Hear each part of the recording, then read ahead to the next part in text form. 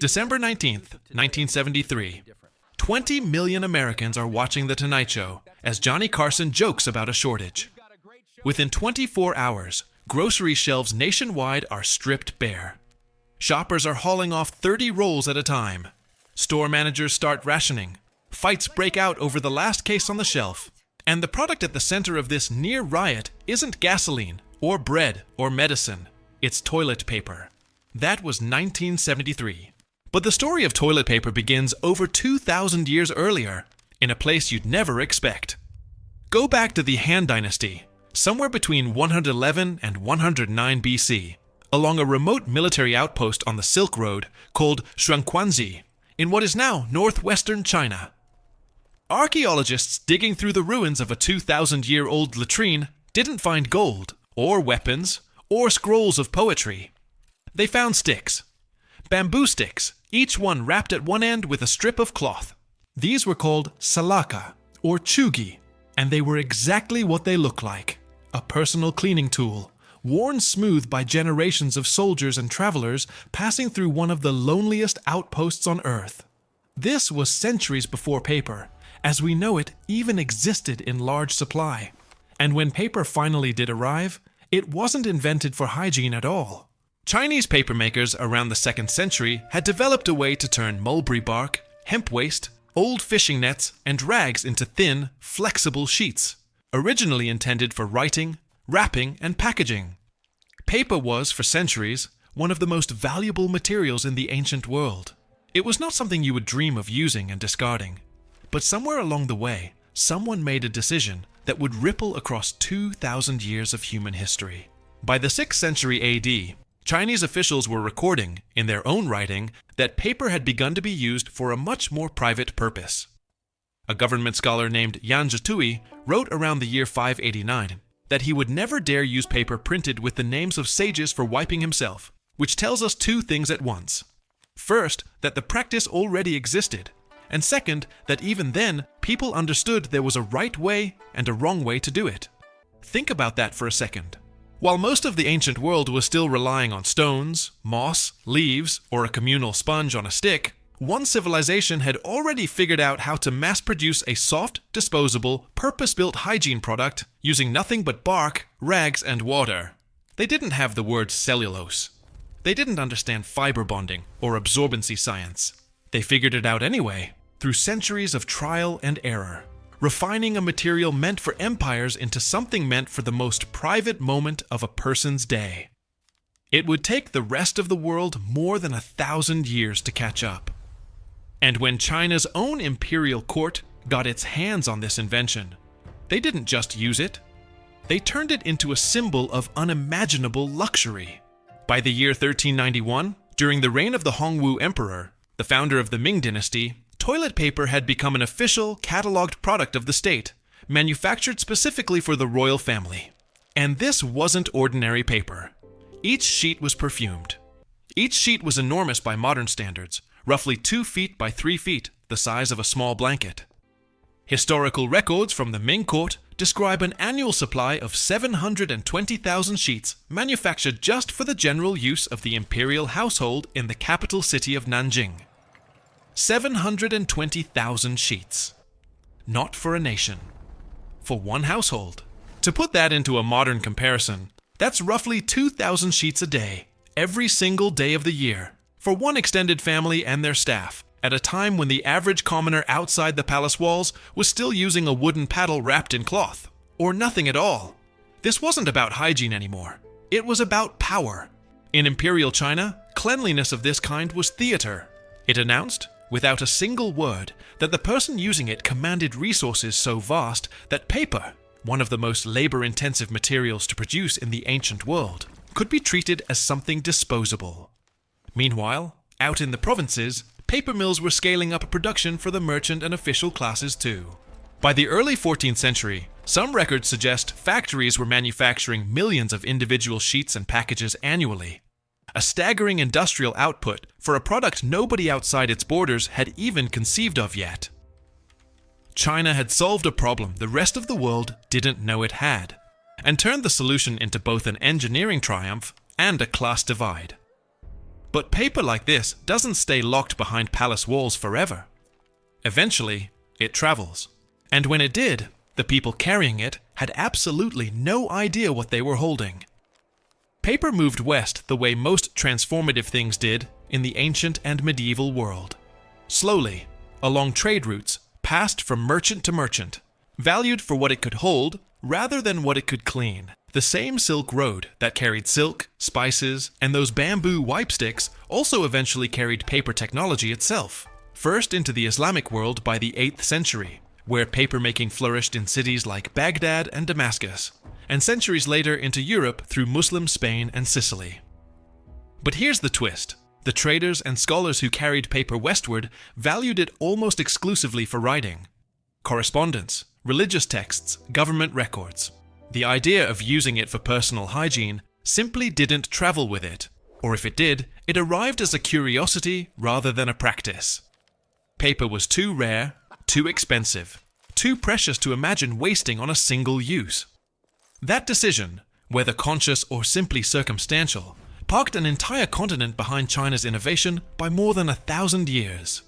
Europeans spent the medieval period relying on wool, hay, moss, leaves, and, for the wealthy, lace or fine cloth.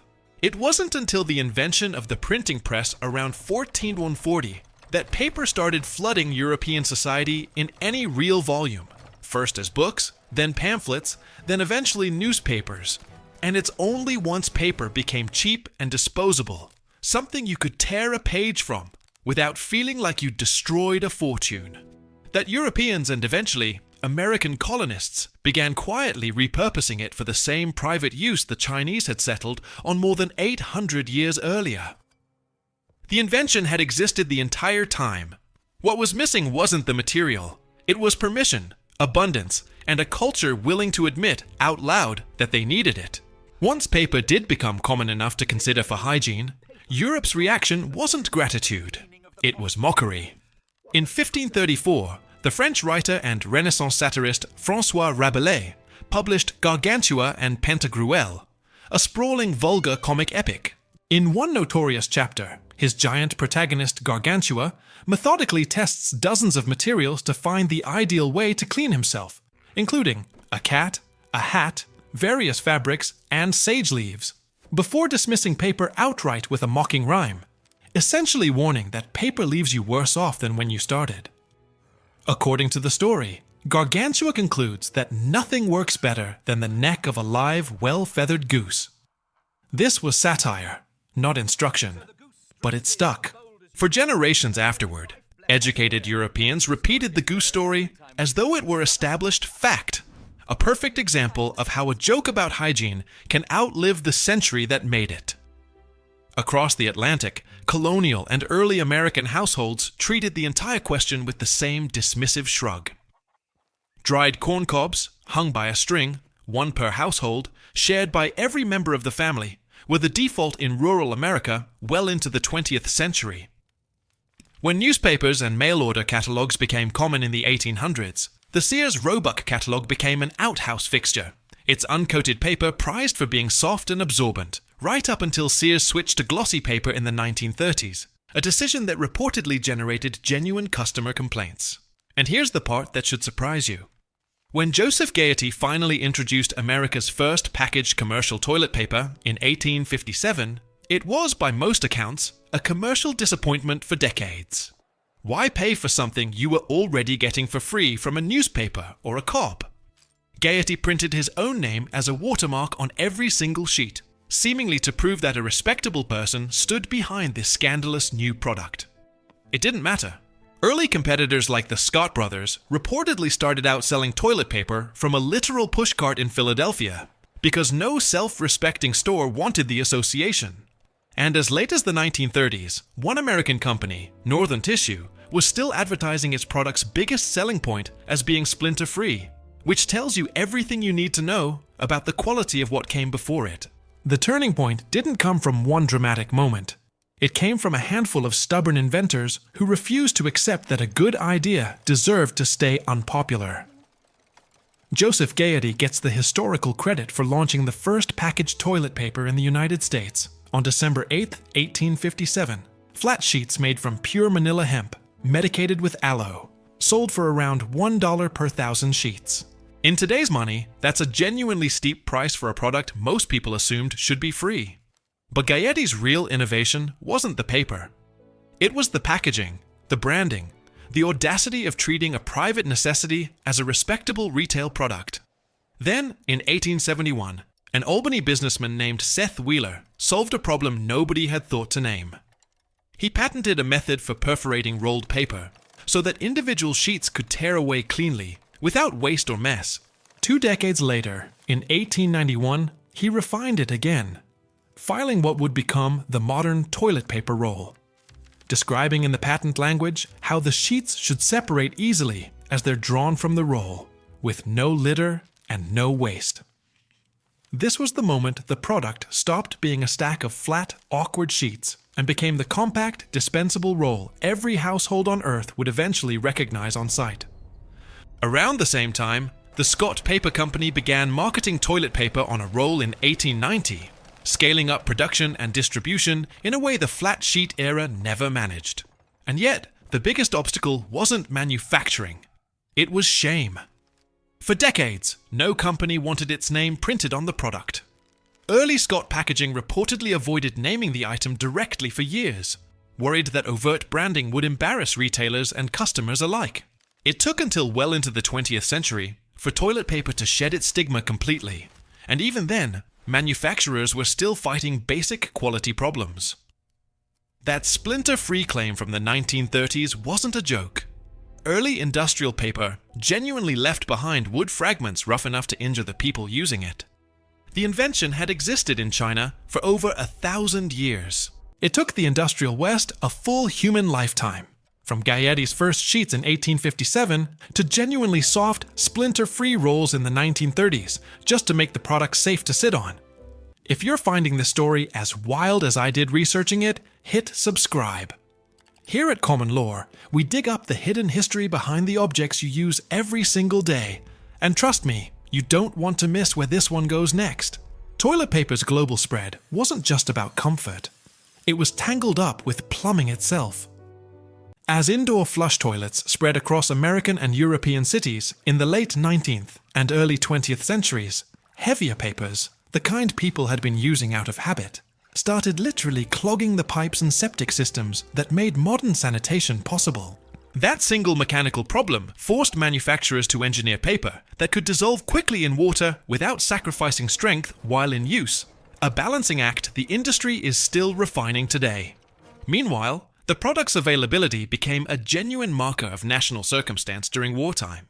British toilet paper during and after the Second World War was famously rough, thin, and rationed. Some rolls reportedly stamped with government markings as a reminder that even this most private of items belonged, in part, to the war effort.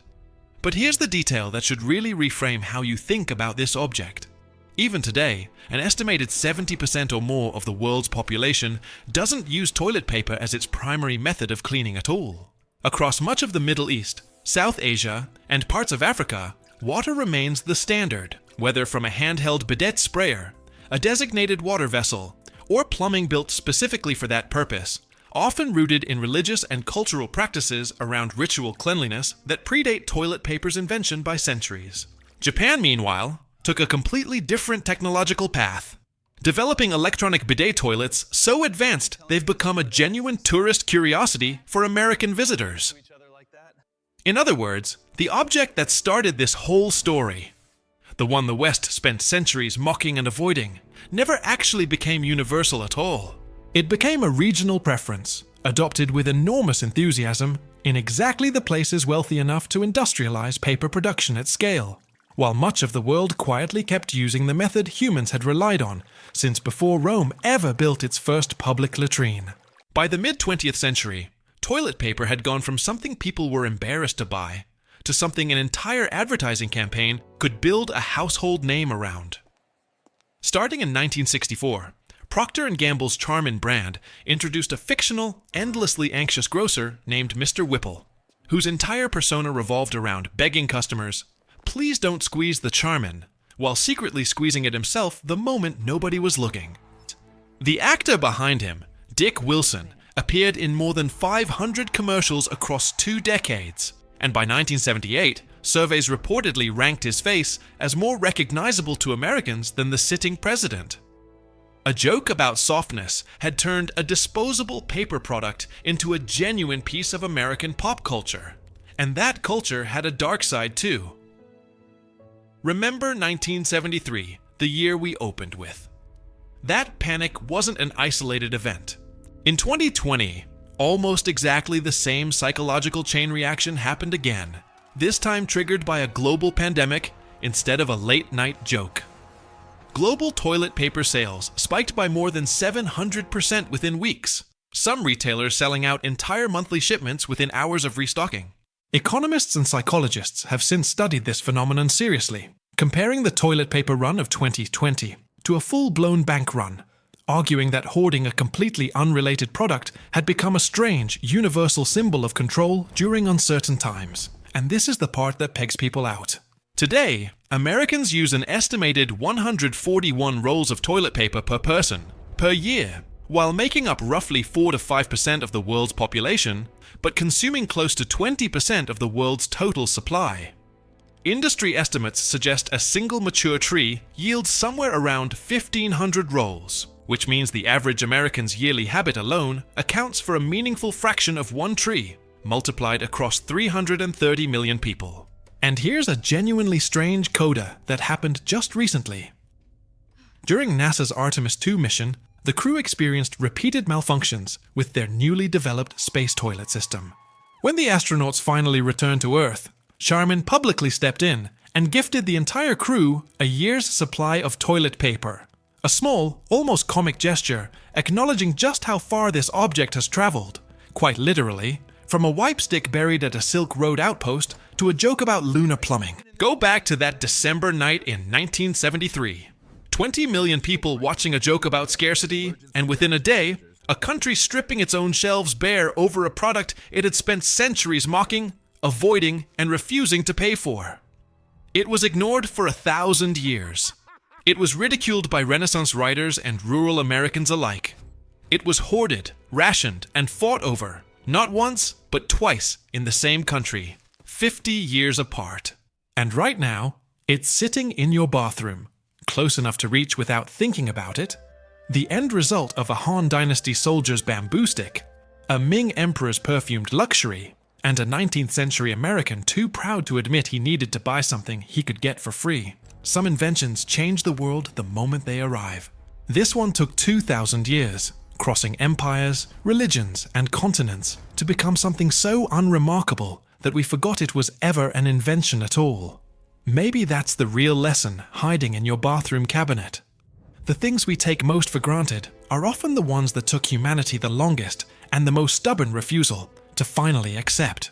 If this story surprised you, subscribe to Common Lore and let me know in the comments which part of toilet paper's history caught you most off guard. And if you enjoyed the ride, drop a like so more people can stumble onto this one too.